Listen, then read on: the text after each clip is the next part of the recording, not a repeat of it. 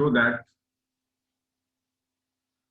that the planes x plus y plus z equals to 1, 5x minus y minus 4z equals to 4, 4x plus 2y plus z equals to 8 form a triangular prism.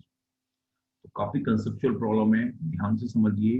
कब दो तीन planes का के intersection से triangular prism बनेगा, ये concept भी हमें सीखना है और ध्यान से देखिए, और साथ में ऐसे प्रॉब्लम्स हम कैसे कर सकते हैं वो भी हमें देखना है। तो अगर मैं दो प्लेन का इंटरसेक्शन निकालूं, दो प्लेन्स का अगर मैं इंटरसेक्शन निकालता हूं और line of intersection third plane के पैरेलल है, उसमें लाई नहीं कर रही है, थर्ड प्लेन की क्या है, पैरेलल है, उसमें लाई नहीं कर रही है, तो इस तरह से क्या कर लेंगे, प्लेन बना लेंगे, प्रिज्म बना लेंगे। बात समझ आ गई कि अगर मेरे पास दो प्लेन की line of intersection third plane के क्या है, पैरेलल है, उसमें लाई नहीं कर रही है, तो मैं उनसे क्या बना लूंगा, प्रिज्म बना लूंगा, उनसे प्रिज्म बन जाएगा। ठीक है ना। तो ये S1 इक्वल्स टू 0 है और ये S2 इक्वल्स टू 0 है। मैंने इनकी लाइन ऑफ इंटरसेक्शन के पैरेलल वेक्टर निकाला, क्योंकि इसके परपेंडिकुलर n1 वेक्टर है और इसके परपेंडिकुलर n2 वेक्टर है। बात समझ आ गई। और line of intersection lies in both the planes, so line of intersection is perpendicular to n1 as well as n2, means necessarily parallel to n1 cross n2। ध्यान से सुनिए, line of intersection lies in both the planes, so perpendicular to n1 as well as n2। Line of intersection दोनों plane में लाई करती है, इसलिए वो n1 के भी परपेंडिकुलर है और n2 के भी परपेंडिकुलर है, सो निश्चित तौर पर वो क्या होगी, parallel to n1 cross n2 होगी। ओके, अब मैंने ये बात की कि n1 i j k इसके परपेंडिकुलर और n2 5i minus j minus 5 के इसके परपेंडिकुलर, ये वेक्टर लिख लिए, कोई दिक्कत नहीं। n1 क्रॉस n2 आप में से सभी को निकालना आता है, निकाल लिया n1 क्रॉस n2, तो इसका नाम a रख दिया है मैंने, और ये मेरे पास -3i माइनस 3j प्लस 2 के आ गया, आप निकाल सकते हैं, इसमें कोई दिक्कत है नहीं। बात समझ गए।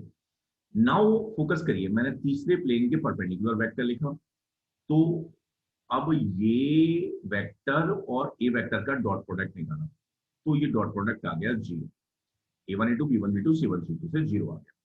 इसका मतलब क्या हुआ कि जो थर्ड प्लेन के परपेंडिकुलर वेक्टर है, इसके परपेंडिकुलर वेक्टर है, वो क्या है, वो लाइन ऑफ इंटरसेक्शन के भी परपेंडिकुलर है। तो इसका मतलब क्या हुआ, line of intersection is parallel to, यहाँ से दो पॉसिबिलिटीज जनरेट हो रही हैं कि line of intersection is parallel to third plane, या फिर line of intersection lies in third plane. तो एक केस में तो प्रिज्म बनेगा अगर वो पैरेलल हो, लाई ना करे, और एक में प्रिज्म नहीं बनेगा। तो इसके बाद मैंने क्या किया, ध्यान से समझिए, इसके बाद काफी इंटरेस्टिंग सी बात है। इसके बाद मैंने क्या किया, फर्स्ट प्लेन में S1 में Z को 0 लिखा, सही है, तो ये क्या आएगा, y plus Z equals to 1 आ जाएगा। सेकेंड प्लेन में मैंने Z को 0 लिखा, तो ये आएगा मेरे पास 5x minus Y equals to 4। तो इन दोनों को ऐड किया तो मेरे पास क्या आ गया, 1। ध्यान से समझना, इन दोनों को अगर मैं ऐड करूंगा तो मेरे पास क्या आएगा, 5x minus first Y x आएगा ये, तो ये आएगा 6x। तो इन दोनों को अगर मैं ऐड करूंगा तो मेरे पास x आ जाएगा, x की वैल्यू कितनी आएगी, 5/6 आएगी, और सिमिलरली y आ जाएगा 1/4 आएगा, 1/6 आएगा, और z 0।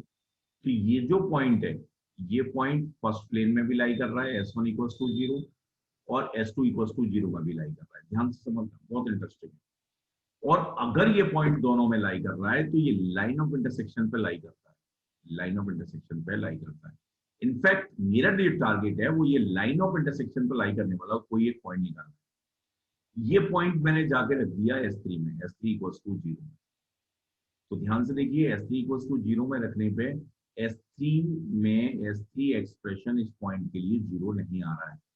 4 into 5/6 plus 2 into 1/6 minus 8, ये नॉट इक्वल्स टू 0 है।